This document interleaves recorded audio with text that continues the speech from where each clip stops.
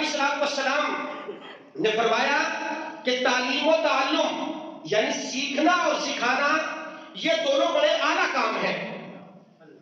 آج بدقسمتی سے ہم اس سے بہت دور چلے گئے ہیں، اور بالخصوص دینی تعلیم کی جو اہمیت ہے وہ سب کے سامنے ہے کہ اس کے بہت زیادہ فضائل ہیں۔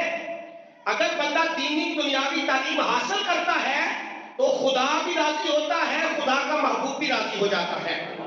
تو میرے بھائیوں، آقا علیہ السلام نے علم حاصل کرنے والوں کو اور علم سکھانے والوں کو بڑا پسند فرمایا ہے، بلکہ آقا علیہ السلام علم میں دین سکھانے والوں اور سیکھنے والوں کے حلقوں میں آپ بیٹھتے اور فرماتے اللہ نے مجھے سکھانے والا بنا کے دنیا میں بھیجا ہے۔ میرے بھائیو، آقا علیہ السلام کے بڑے پیارے صحابی ہیں حضرت عبداللہ بن عمر رضی اللہ تعالی عنہ۔ اس روایت کو ابن ماجہ نے روایت کیا ہے۔ وہ فرماتے ہیں کہ ایک دن آقا علیہ السلام اپنے حجرہ پاک سے مسجد نبوی شریف میں تشریف لاتے ہیں۔ اب حجرہ پاک کہ جہاں پہ میرے اور آپ کے آقا مولا آرام فرما ہے، جو آپ کا روضہ انور ہے، میرے اور آپ کے آقا مولا اپنے حجرہ مبارک میں تھے تو سرکار اپنے حجرہ مبارک سے مسجد میں تشریف لائے، اور آپ کے حجرہ پاک اور آپ کے منبر کے درمیان کا جو حصہ ہے، آقا علیہ السلام نے فرمایا ما بین بیتی و منبری روضۃ من ریاض الجنہ۔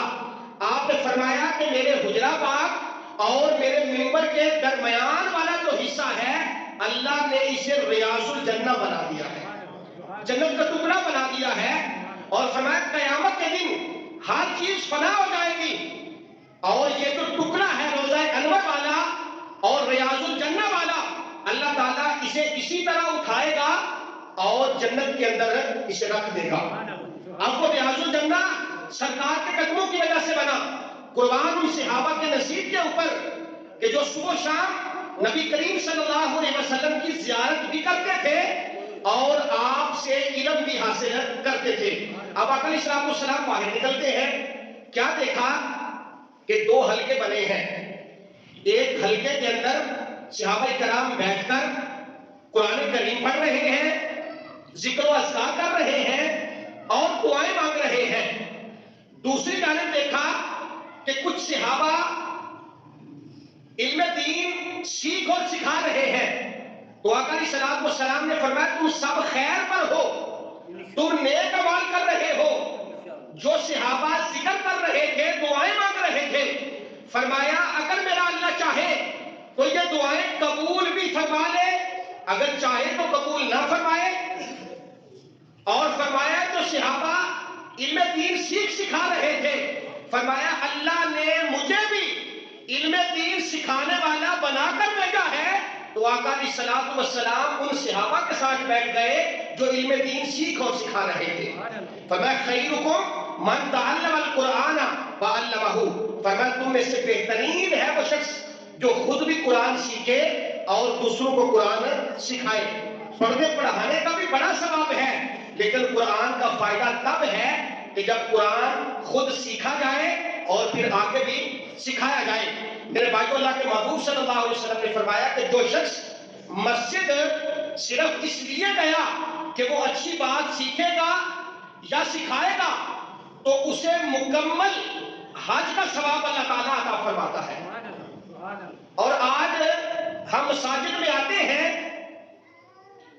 تو بڑا مختصر ہمارے پاس وقت ہوتا ہے، اگر کوئی بندہ دین کی بات کرنا چاہے بھی تو ہم سننا پسند نہیں کرتے، اور بدقسمتی سے ہمارا حال یہ ہے کہ میں اکثر تقریبات کے موقع کے اوپر کہتا ہوں کہ ہمارا حال یہ ہے کہ ہمیں وضو اور غسل کے مسائل کا بھی علم نہیں ہے،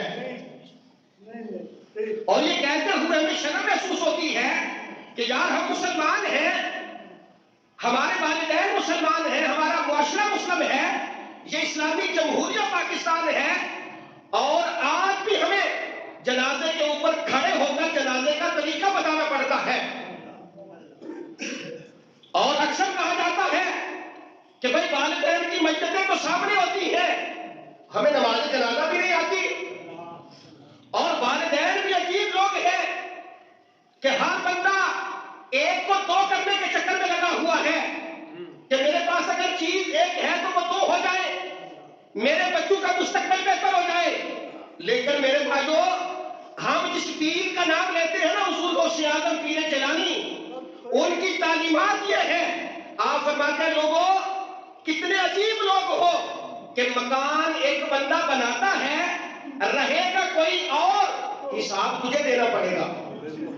میرے بھائیوں، آج ہمیں بڑی فکر ہے کہ یار ہم نے تو مالی جانے ہمارے بچوں کے معاملات ٹھیک ہو جائے، اور میرے بھائی بچوں کے معاملات تو ٹھیک ہو جائیں گے، حساب تجھے دینا پڑے گا کہ اتنی پراپرٹی، اتنا بینک بیلنس، اتنا ترکہ تو چھوڑ کر آیا ہے، یہ کیسے بنایا تھا، اور جب تو نے بنا لیا تھا تو لگایا کہاں تھا؟ فرمایا قیامت کے دن اللہ تعالیٰ بندے کو اپنے سامنے سے اس وقت تک ہٹنے نہیں دے گا جب تک وہ چند سوالوں کے جواب نہیں مانگے گا۔ ان میں ایک سوال یہ بھی ہے کہ اللہ پوچھے گا بندے یہ مال تو نے کہاں سے حاصل کیا تھا، کیسے کیسے حاصل کیا تھا، اور پھر تو نے صرف کہاں کیا تھا۔ میرے بھائیوں، آج وقت ہے کہ قیامت کے دن ترازو لگے گا اور ہم سب کو حساب دینا پڑے گا۔ آج ہمیں کل کی تیاری کرنا چاہیے کہ کل بروز قیامت اللہ تعالیٰ ہم سے پوچھے گا۔ تو میرے بھائیوں، اللہ کے محبوب صلی اللہ علیہ وسلم نے فرمایا کہ علم دین حاصل کرو۔ جو علم دین حاصل کرتا ہے اور قرآن کریم کی تعلیم حاصل کرتا ہے، فرمایا کہ اللہ تعالیٰ اسے مقبول حج کا ثواب عطا فرماتا ہے۔ فرمایا علم دین حاصل کرو۔ اور آج ہمارا کیا حال ہے؟ ہر بات مسجد کے مولوی سے شروع ہوتی ہے اور مسجد کے مولوی پہ ختم ہو جاتی ہے۔ میرے بھائی، کیوں؟ ہم بھی اسی معاشرے کا فرد ہیں، پھر ہم کہتے ہیں کہ یار معاملات ٹھیک نہیں ہوتے۔ آج ہماری حالت کیا ہے کہ صبح کی نماز کے بعد عموماً مساجد سے یہ آواز آتی ہے کہ بھائی والدین سے گزارش ہے کہ اپنے بچوں کو اٹھائیں اور اٹھا کر قرآن پڑھنے کے لیے بھیجیں۔ اور جو بچہ مسجد میں پہلے تو آتا ہی نہیں ہے، جو بچہ مسجد میں آتا بھی ہے اس کا حال کیا ہے کہ وہ سویا ہوا اٹھتا ہے، نہ وہ وضو کرتا ہے، بس منہ پہ ایک چھینٹا مارا، پارا ہاتھ میں پکڑا اور مسجد میں ہم نے بھیج دیا۔ اور وہی بچہ ایک گھنٹے کے بعد جب اسکول کے لیے تیاری کرتا ہے تو اسی بچے کو صابن کے ساتھ اس کا منہ دھلایا جاتا ہے، اس کو کریم بھی لگائی جاتی ہے، اچھا یونیفارم بھی پہنایا جاتا ہے، ماں رات کو یونیفارم تیار کر کے سوتی ہے، جوتا بھی پالش کرتی ہے۔ کیا بچہ وہ اسکول جا رہا ہے؟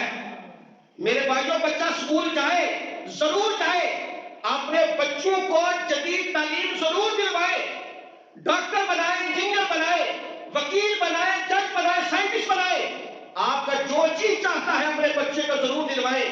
لیکن میرے بھائیوں، اپنے بچوں کو اتنا دین ضرور سکھائیں کہ کل کو جب ہماری میت سامنے ہو تو بیٹے کو نماز جنازہ ضرور آتی ہو۔ یہ ہمارے معاشرے کا حال ہے اور ہم کہاں کھڑے ہیں؟ آج اگر بیٹا اچھی تعلیم حاصل کر لے، کسی منصب پہ فائز ہو جائے، تو وہی باپ جو محنت و مشقت کے ساتھ اپنے بیٹے کو اعلیٰ تعلیم دلواتا ہے، اب وہی باپ اپنے بیٹے سے ڈر رہا ہوتا ہے کہ اگر میں بیٹے سے یہ بات کہوں گا تو میرا بیٹا ناراض ہو جائے گا۔ میرے بھائیوں، یہ کیسی تعلیم ہے کہ اعلیٰ تعلیم دلوا کر اگر ایک باپ اپنی اولاد کو حق بات نہیں کہہ سکتا تو ایسی تعلیم کا کیا کرنا؟ لیکن اگر اسی بیٹے کو آپ اعلیٰ تعلیم کے ساتھ دین اسلام کی تعلیم دلوائیں گے تو پھر اولاد کو پتا ہوگا ہم نے تو اس نبی کا کلمہ پڑھا ہے جو فرماتے ہیں محبت سے ایک مرتبہ دیکھو گے تو اللہ مقبول حج کا ثواب عطا فرمائے گا۔ پھر کوئی بھی بیٹا اپنے والدین کو پریشان نہیں کرے گا۔ میرے بھائیوں، خود بھی علم دین حاصل کریں، اپنی اولاد کو بھی علم دین سکھائیں تاکہ ان کے لیے اور ہمارے لیے بھی توشائے آخرت بنے۔